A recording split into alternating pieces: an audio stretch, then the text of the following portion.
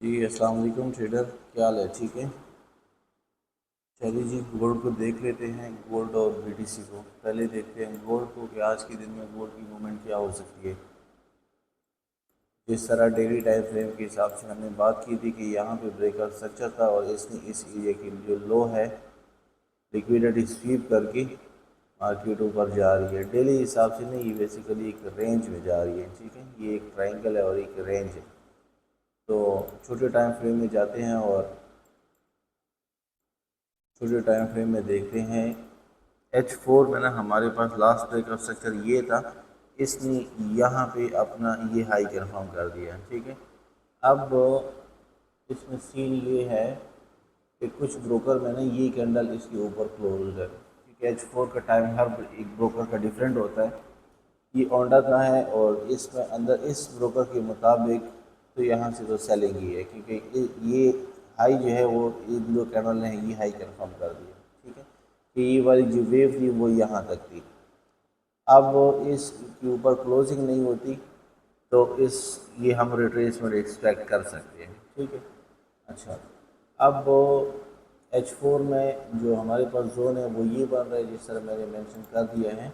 और H1 में अगर बात करें तो H1 में जो लास्ट का स्ट्रक्चर है वो ये है, और हमारे पास जो डिमांड है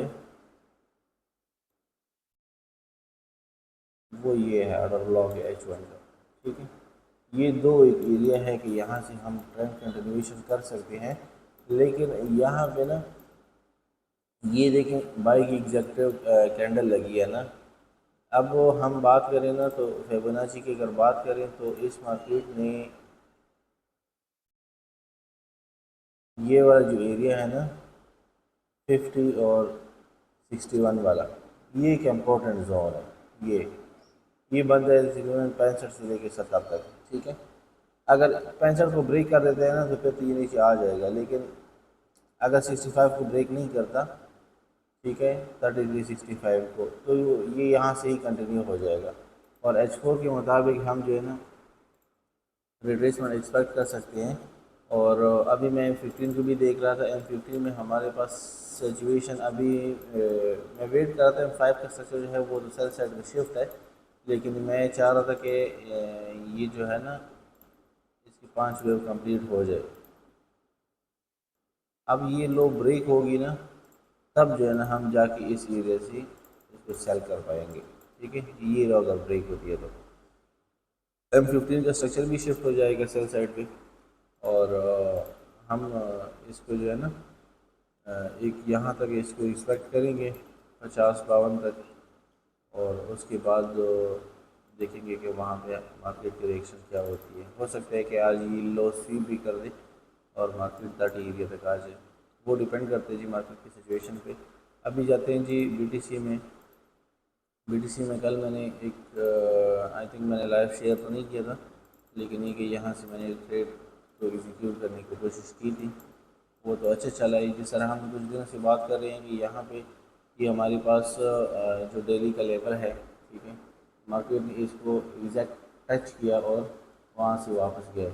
जब वापस गया है तो हमने ये बात की थी कि यहाँ पे इसने जो H4 का ब्रेकअप स्ट्रक्चर है ना, यहाँ पे अपना स्ट्रक्चर शिफ्ट कर दिया था। ठीक है, यहाँ पे अगर मैं मेंशन कर दूँ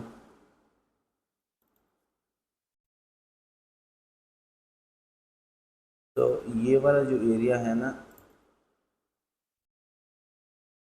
ये ये वैसे ही पूरा एरिया बनता है, लेकिन ये कि मैंने बिल्कुल इसके नुक्स से पकड़ा था, इसके नुक्स से पकड़ा था।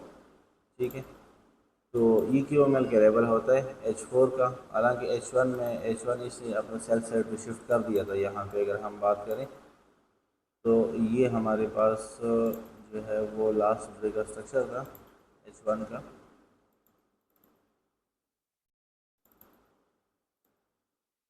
H1 का ये ब्रेक स्ट्रक्चर है टूवर्ड बुलिश साइड। और यहाँ पे आप देख रहे हैं कि मार्केट ने ये ये कैंडल क्लोज की हैं, तो यहाँ पे H1 को इसने सेल साइड पे शिफ्ट कर दिया है।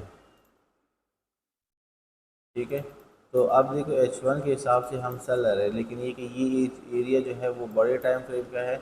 ये यहाँ पे जब मैंने देखा तो ये H1 का एक डिमांड भी पड़ा था, ठीक है, ये पूरा कैंडल ये। फिर मैं मज़ीद छोटे टाइम फ्रेम में आ गया, ठीक है। मैं आपको एंट्री के रूल बताता हूँ ना। अब जैसे इसने ये डबल बॉटम लगाया ना, बल्कि मैं M1 में भी गया था, एक सेकंड। एंट्री मेरी जो एग्जीक्यूट थी ना वो M1 के हिसाब से एग्जीक्यूट थी।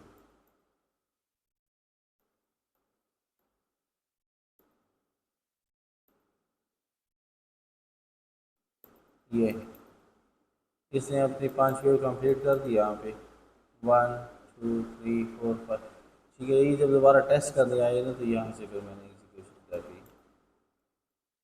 अभी तो मैं इससे निकल गया हूँ, लेकिन ये क्या बिल्कुल नोट पॉइंट थी, इसको एग्जीक्यूट करनी थी। तो अच्छा, अभी इसका जो नेक्स्ट है ना, नेक्स्ट मैं आपको बता देता हूँ कि नेक्स्ट इसमें क्या सिचुएशन है। H4 में हम बुलिश हैं, ठीक है, लेकिन ये कि एक अच्छी सप्लाई कैंडल H4 में यहाँ पे मौजूद है। इसका हम वेट करेंगे ताकि मार्केट क्या करें, इस एरिया का एक दफ़ा ब्रेकआउट कर दे।